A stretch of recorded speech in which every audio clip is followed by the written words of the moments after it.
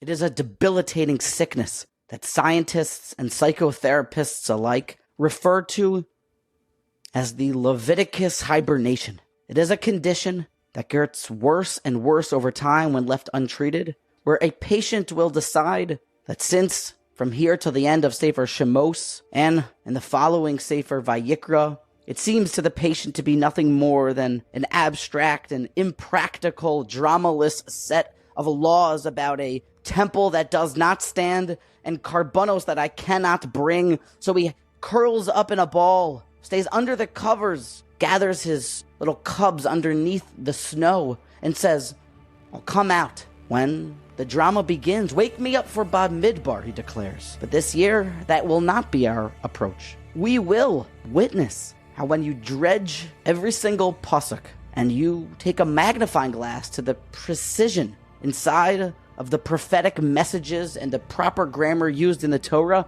you will see that the lessons are bursting forth for us. And to give you a bit of a smorgasbord, a little bit of a tasting to whet our palate to see how this is done, the Gemara in Yuma takes some crucial takeaways. As Yuma 72b says, in one place, the pasuk says, V'asisa lecha aron, and you should make the aron, referring to Moshe Rabbeinu. But in another place it says, V'asu aron atze shitim. It seems to be plural, that many people should build the aron. The Gemara concludes an incredible takeaway. Mikan, from here we see, L'talmid chacham, that a Torah scholar should be iron metzuyin lasois loy malachto. His neighborhood, his community, really should take care of his responsibilities so that he can get back to his responsibilities of learning and holding up the entire community.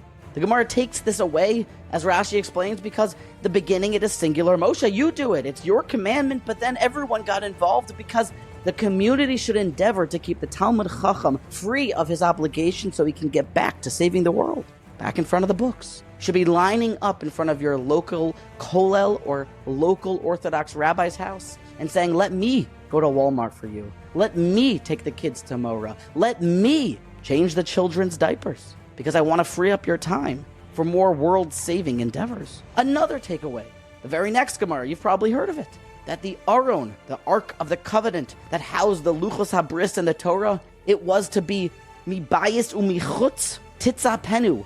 It should be cloaked and covered in gold in the inside and the outside. It was box of gold, box of wood, and then box of gold. That was how Betzalel made it. That's how it was supposed to be. But the Gemara says, we see from here that any Talmud Chacham that is not Tocho Kibaro, that is not gold in the inside and gold on the outside, he is not a genuine Torah scholar, but rather it is insincere and false righteousness, then he is not a Talmud Chacham. You need to be gold in the inside and gold on the outside. An incredible takeaway. The Chizkuni wants to know, well, then why not make just the whole Aron gold if it's all about being gold? The Chizkuni tells us because that would be too heavy to carry. So there's precision here in every pasuk, and so many thoughtful and profound takeaways and lessons. We just cannot fall prey to the Leviticus hibernation. We take our Torah vitamins and we stay strong and we stay insightful. Ladies and gentlemen, keep your thinking caps on and look for all of the lessons inside of the deeply profound spiritual edifice of the holy Mishkan of Hashem's house and all of the incredible actions and holy avodos that are going on inside of the Mishkan. Don't hibernate for Sefer Vayikra or for the end of Sefer Shemos.